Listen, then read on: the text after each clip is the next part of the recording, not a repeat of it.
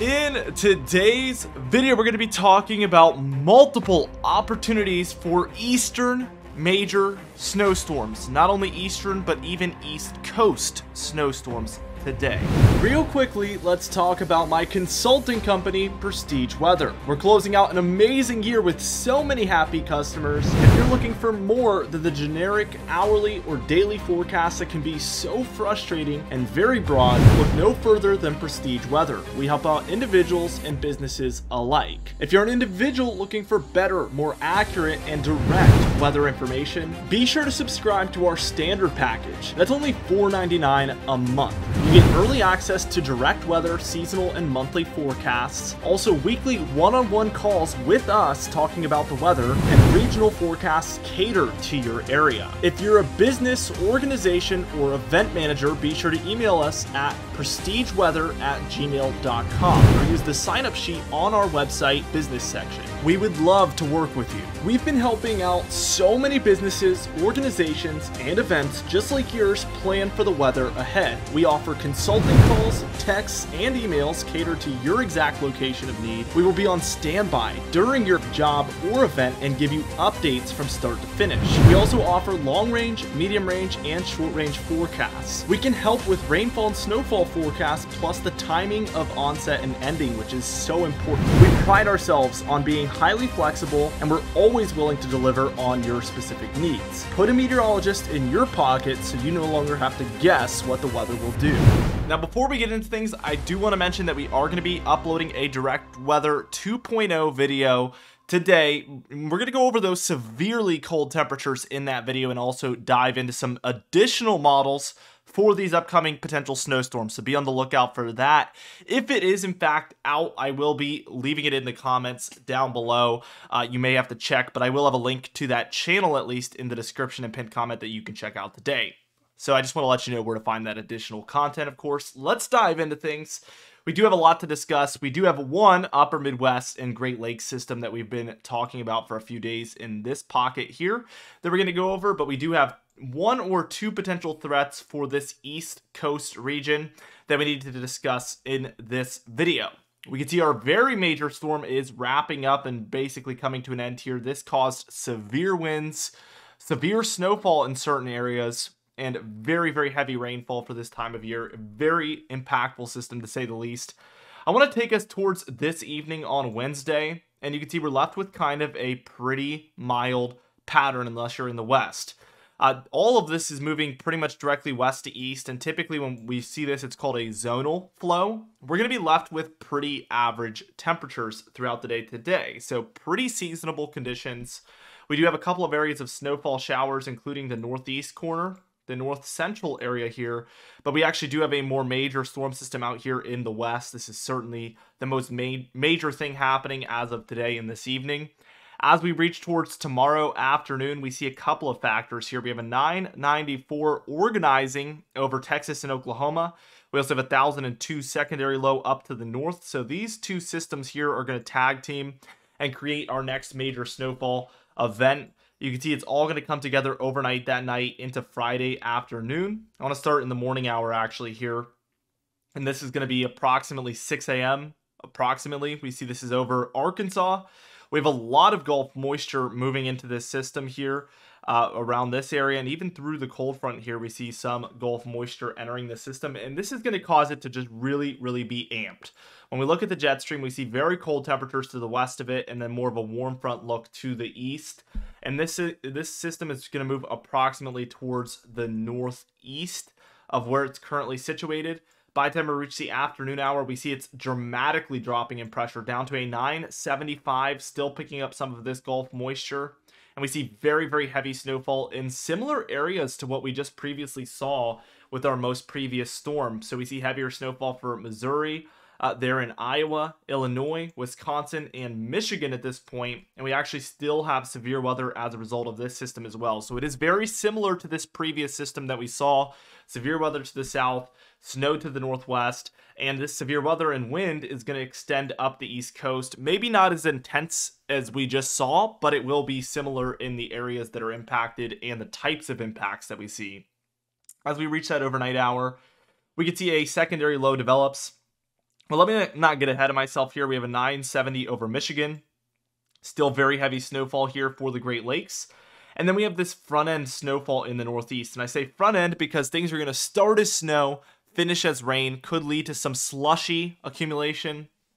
May or may not do that. We do have a secondary low here. So our primary low, I'm going to underline here. And then the secondary low, I'm going to circle in. But this secondary low is receiving some of the energy from the primary low, but not all of it. But this is what leads to more major impacts near the East Coast because we do have this area of low pressure offshore. Keep in mind kind of how this low looks as of now. The cold front underneath, warm front up above. And as that warm front gets pushed to the north, so will the rain snow line as warmer air heads in from the south. That is why we're going to see that snow really follow up with some rain. I will say for areas of Pennsylvania and New York, we do actually finish up with some snow showers. In some cases, they might actually be enhanced by lake effect snowfall as well, which is important to note. And after all of this, we're really left with severely cold air in a lot of the central and eastern states here as a result of this system moving through. Again, that direct weather 2.0 video will touch a lot more on the temperatures because we're expecting a lot of sub-zero temperatures. A full-blown polar vortex event is on the horizon here for very, very soon on this weekend, around the 12th through the 15th time frame.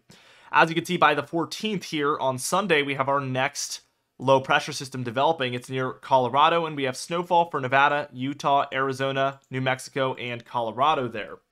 We're primed with cold air here in the east, so if this low looks to just kind of move along it, we should get a flow, something like this. Obviously, that jet stream is going to change a bit. Kind of as we've seen the models alluding to here, we are seeing a lot of this frozen precipitation dip pretty far south, like Texas, Louisiana, Arkansas, Mississippi, Tennessee. This is all made possible due to that severely cold air. So we have freezing temperatures very far south compared to normal here, and that is what is making all of this possible. Keep that in mind.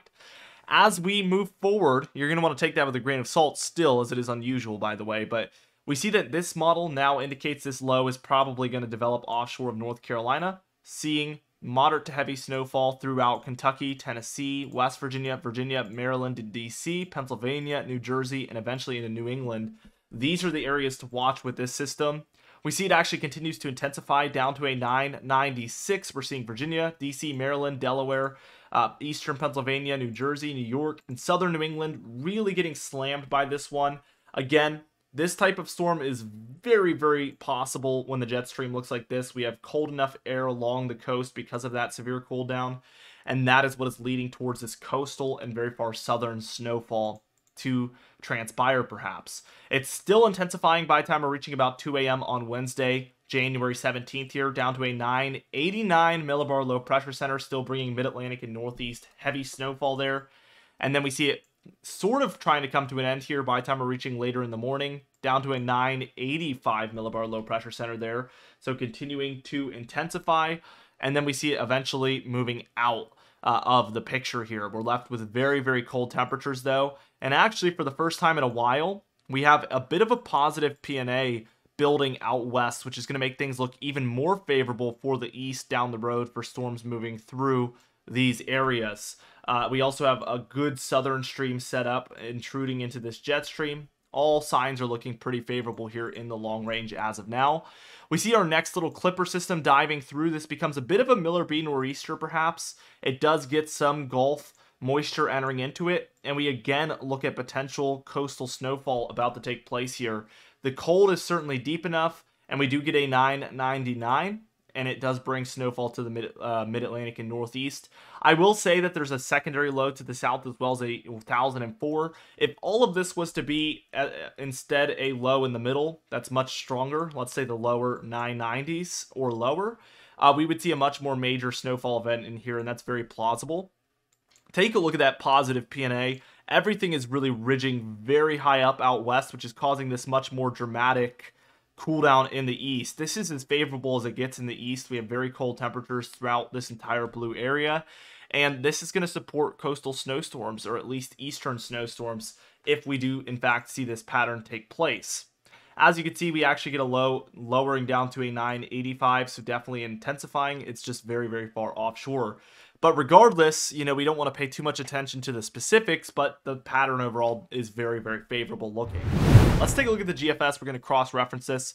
Let's get past storm number 1, as that looks very, very similar. We get that severe cold.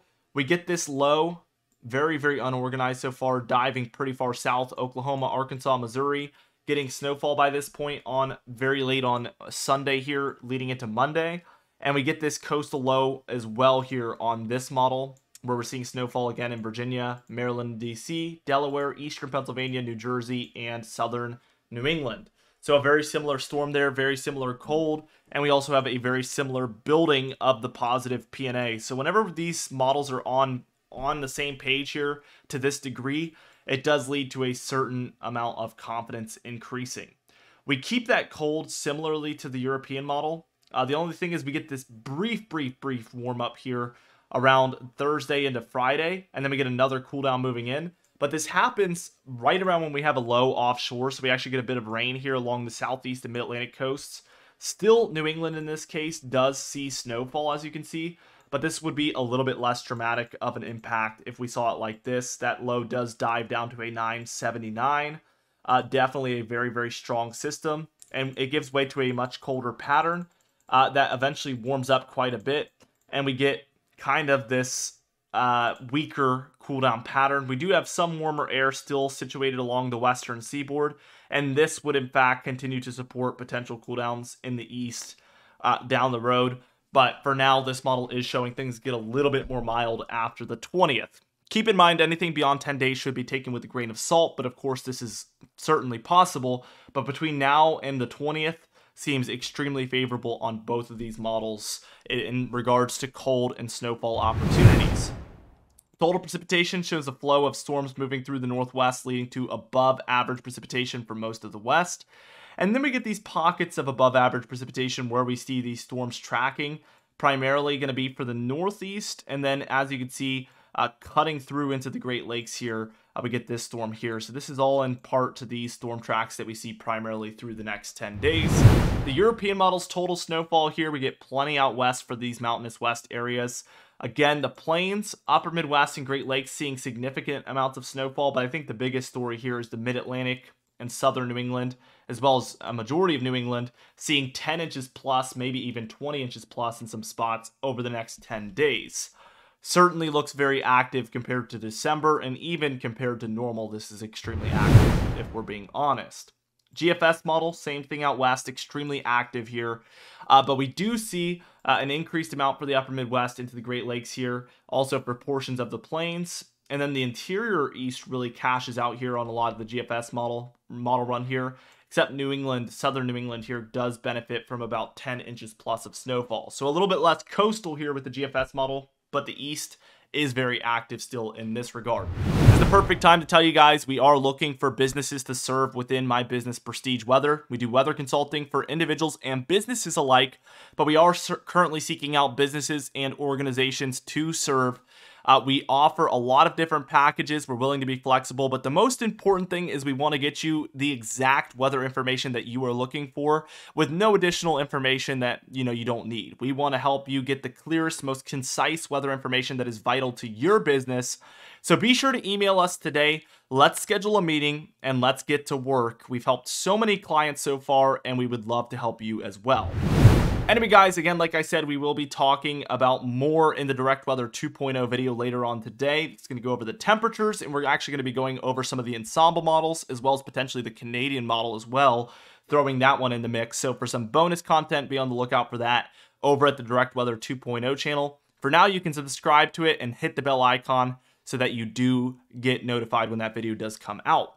Be sure to subscribe to this channel as we do upload every single day, weather uploads just like this one. You can even hit the bell icon over here for daily notifications when we do upload. Be sure to like the video if you did enjoy it, leave a comment down below, and I'll see you guys in the next video.